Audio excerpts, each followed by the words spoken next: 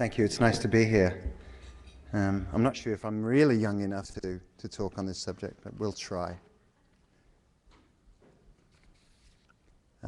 First, I would like to thank Grace Koopmans, who, and I'm going to have to read this, by the way. I apologize in advance. I am reading this, but I'll do my best. First, I'd like to thank Grace Koopmans for reaching out and dragging me out of my comfort zone and inviting me to take part in this celebration. And it is a celebration because despite any downsides to having the internet in our lives today, I think we would all agree that we're glad to have the internet and that our lives have all been considerably enriched by the internet. I know I can say that for myself. It has been suggested to me that I tell you all before we get started, in an effort of full disclosure, that I do not go on Facebook, nor do I have a MySpace page, and I do not Twitter. I thought you ought to know that. So I don't Twitter, but I love pop culture, music, the arts, literature, and generally prefer it to what I call real life, stuff that CNN talks about, you know, politics, the economy, business, etc., and always have. I always reach for the entertainment section of the newspaper, and that's where my pocket money goes, and it always has. So I've got 20 minutes to share with you some observations and opinions. They mostly relate to pop and pop culture. The internet sometimes, but not always. I'm working on a book at the moment, actually, and it's a biography of a graphic artist who has created some of my favorite album covers. So I've been thinking a lot about this particular aspect of music delivery, this manifesto of association that the artist delivers and has pretty much delivered since Elvis in the mid-50s alongside the music, and that's the packaging. I'm talking about the photographs of the artist wants you to see, and the graphic iconography that the artist wants you to see and maybe look at as you listen to the music. The logo of the band, what that says about who the band think they are or want to be, or what they want you to think they are. Is there a sensitivity or a sense of irony or humor, a sense of political awareness that the artist has and wants to present to us that perhaps the song alone doesn't fully communicate? A video is a great way of expressing that and broadening the artist's presentation, as is a website. Or for me, what is most important, the album cover. And for me, and for a lot of music artists, I think, the music is just the beginning. It is the most important component, of course, the songs and the quality of the recordings. But beyond that, there's a visual language about which the artist has most likely been thinking long and hard about for many years.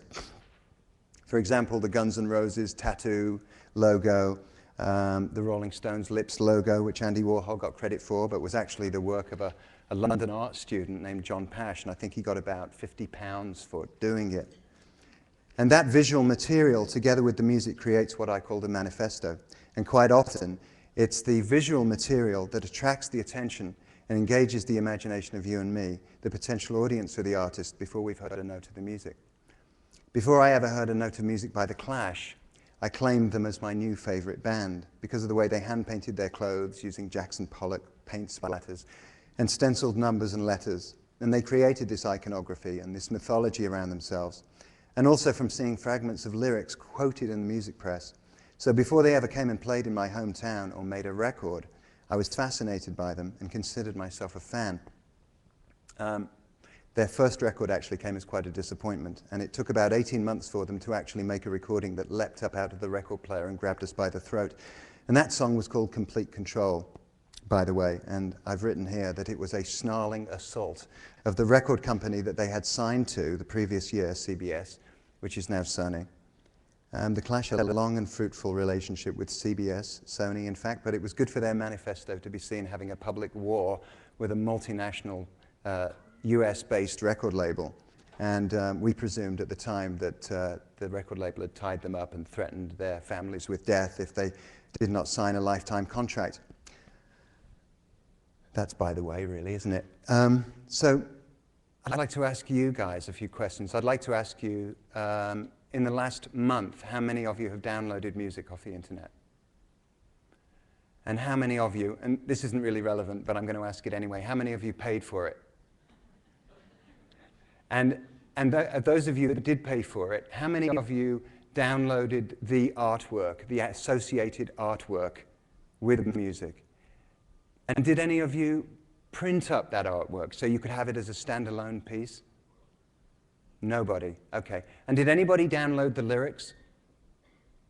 Did you look at the, have you looked at the lyrics? Were you looking at the lyrics as you were listening to the music?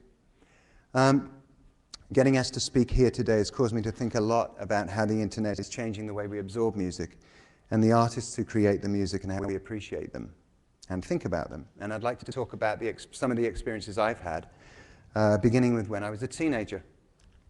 Because it is teenagers, I believe, who have the greatest need for pop culture, which is a culture that they can call their own and then use it as something to define themselves as separate from their parents' generation.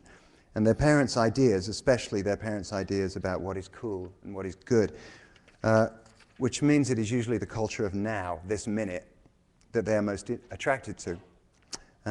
Teenage lives are filled with the most drama of any of us, you know, what with all that, with first love and, you know, wanting to die if he doesn't love me, etc. You know, it's real operatic stuff. And there's the peer pressure, horrible peer pressure stuff, and the cliquishness. And these lives desperately need a soundtrack.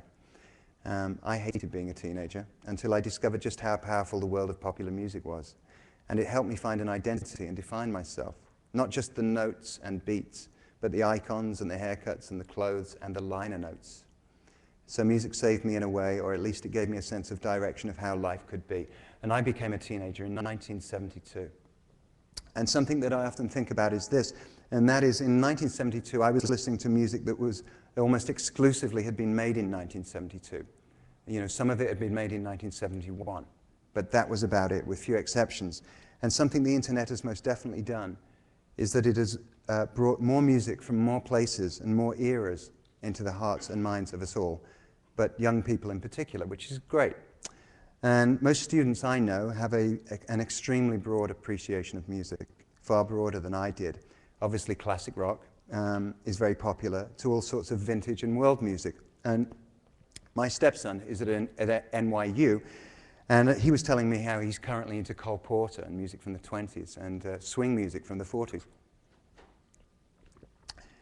So the availability and accessibility of music on the internet today is truly incredible. And I applaud anything that can inspire interest or curiosity in anyone. But this also means that those of us who before would have been looking towards the current culture for inspiration are now often to be found, like my stepson, in various backwaters of older music. And this relative lack of need for current culture, which I would define as innovative culture, can cause, has caused, is causing, maybe, this is only my opinion, the innovative culture to slow down, much as an assembly line in Detroit slows down and layoffs have to be made when the demand for a new model recedes. And another thing, the speed and growth of recent technology, which has been so heralded and so much fuss has been made of, has actually served to disguise just how little real growth is taking place at the artistic level. And this is only my opinion. Do you guys know Roxy Music? Does anybody know who Roxy Music is? Yes, thank you. Well, in September of 1972, we're back to 1972 now, Roxy Music appeared on primetime TV in the UK. And it was their first national TV exposure. It was a 3-minute appearance performing their first single. And the way they looked and sounded stunned me and a generation of me's. But we had no video recorders, and of course there was no YouTube. There was no way whatsoever I could watch that appearance again, however badly I wanted to. And the power of that restriction was enormous. The only way I could get close to that experience was to own the song. I lived in the suburbs, so I had to ride my bike for miles before I could find a store that sold music, let alone one that had the record in stock. It was a small trial of manhood and an adventure. And to get access to that one song, this is what had to be done. But once I had it, I could play it whenever I chose. I could engage in the particular fantasy of that thing. I owned it and I could hold it. I had to go on a quest of sorts to get it, but my need was such that I did it. Now, is that because of the quality of the art or my desperate need? I don't know. But my point is, the power of that single television appearance created such pressure, such magnetism, that I got sucked in. And I had to respond, as I know now. Previous generations had responded to Elvis Presley on The Ed Sullivan Show, or the Beatles, or Jimi Hendrix years after that. And I believe there's immense power in restriction and holding back, as in the limitations there were in the medium of that time. And when artists today are asked to Twitter their every thought, their every action, to record on video their every breath, their every performance, I believe they're diluting their creative powers, their creative potency, and the durability of their work.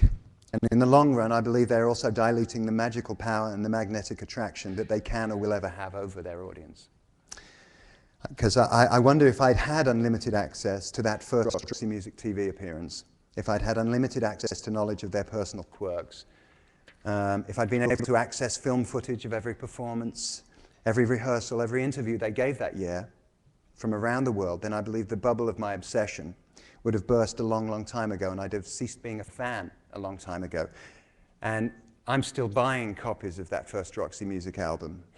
I'm almost embarrassed to say, import copies on premium vinyl, anniversary CD copies, Japanese inputs on paper, with paper sleeves, iTunes downloads when I'm on the road and need a fix.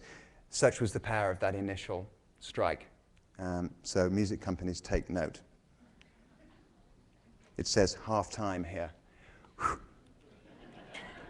Okay, as a teenager, my world was pretty small. I lived in a house on a suburban housing estate. My room was about 10 foot by 12 foot, with a view of several neighbors' gardens, and I could look directly through the windows of several other houses without leaving my room. My record collection was small, I guess. When I was 13, I think I had about 20 singles and about 6 albums. So the math on that is, I think, around about 100 songs I owned when I was 13, 14. But I knew every one of those songs intimately. At the age of 13, I started going to see live music, and that was really scary. I don't know what the hell this has to do with the internet, by the way, but bear with me. Into the city at night after school, smell of drugs for the first time, sweat and the threat of violence, seats being smashed, a lot of pushing and shoving. I often wanted to leave before the end, but it was an exciting world to get inside, and it fueled a passion in me that I hadn't gotten from my academic studies or sports. And that passion inspired me towards a career in the creative arts. And after 1 year at an arts foundation course, I moved away from the visual arts towards a career in music. I had no idea that I would be successful, no idea whatsoever that 30 years later I'd still be able to get paid to play bass and dance around in public and to write songs with people I admire or call friends. And I'd gotten to perform in front of audiences around the world and have a career beyond my wildest dreams. Ride the zeitgeist maybe for a while, and the rules have changed, no doubt about it. The rules come at you like meteorites, it says here. You have to duck and dive fast and follow in the wake of a big one if you can. Know the rules so you can break them. And I've produced music that has been at different times made available on cassette tape, digital audio tape, compact disc, 7-inch vinyl, 12-inch vinyl that plays at 33, 12-inch vinyl that plays at 45, DVDs, MP3s, and WAV files. And I think it's a big mistake for artists to get hung up on technology. I'm not obsessed with analog sound, for example, or for what is the latest thing. I don't spend hours in the studio chasing the perfect bass sound. For me, it's about ideas, yes, and craft, and the eternal something that is the link in the chain between all music of all time. Energy and inspiration will keep you afloat and enable you to ride out these changes. Musical artists, by definition, write and create recordings, usually writing their own material, making recordings and producing said material. My lawyer wrote that for me. Then taking it to the stage for a presentation of the work to their audience. This is pretty much what all musical artists do, and that's what defines them. Some artists live to perform and struggle to make new recordings. I'm one of those. Some are only comfortable in the studio and venture out to tour reluctantly. I think the most functional model today covers both grounds. Prince, Radiohead, Madonna, to name 3, have been able to mirror recordings of artistic merit with live performances that have raised the bar on what can be done. And I'm sure there's someone out there doing it tonight. I just wish I knew who. I'm even less concerned with the way we listen to music today. I'm sorry if I'm sounding like a Luddite this morning. I listen to music in the car, as we all do. I listen to music at home. I have 2 homes. One's an old house, so I like to listen to vinyl and have that analog experience when I'm there. Here in LA, I have a fancy Swedish CD player that reproduces the sound of CDs quite beautifully, and it's a good experience listening to music that way. I don't like being tied to my computer unless I have to be. Although my iPod and the way that it interfaces with the library of music I have in my computer is a miracle, and particularly when you travel as much as I do. I would like to tell you a story about me and MP3s and iTunes, because I hated MP3s and did not want to bother with iTunes. And you know, I think of myself as a vinyl junkie guy, you know, into the real thing, and I don't want to listen to those itty-bitty little things. And I was in New York for a month with the band. We were just about to release a new album, and some bright spark had suggested we play a run of shows on Broadway as a way of announcing the release of the album. So it was great fun. And I just bought a book about 20th century music called The Rest Is Noise by Alex Ross. It's a great book, and I do recommend it. And right off chapter 1, there's a great scene where George Gershwin visits Alban Berg in Vienna. And Berg plays Gershwin some of his new shit and blows Gershwin's mind. And I'm reading this and I'm thinking, I don't know what the music is. I need to get hold of this music right now. And I'm in New York and I'm thinking, CDs, classical CDs in New York. Well, no, that's closed, and no, and that's closed. I ended up Googling classical music retail in Manhattan. And a story came up from the Times saying, well, actually, it's a real problem. And there really isn't anywhere anymore. So I thought, shit, iTunes. Okay, so I signed up to iTunes, and it's another test of my manhood in a way. Not quite like riding the bike to the record store, but filling out all that stuff and the ID and the password information. It's actually pretty easy. They make it pretty easy for us. And I think by the time I'd finished the book and we'd finished the run in New York, I must have downloaded at least parts of maybe 100 albums, and it had, you know, helped me in such a way. I don't know whether I could have finished the book without it. So now I'm all about iTunes. I still, for what it's worth, don't think they've quite gotten it together in terms of the flow of operatic music or whatever. There's some glitching in there that's going on, but I'm sure they're working on it. Anyway, I'm a devotee of that now. And that's about it. These are just a few observations of mine. I realize that I've not said maybe that much about the internet, but this is the stuff that the subject brought up for me. And I hope you got something of use from it. Thanks for inviting me, and thanks for listening. Thank you.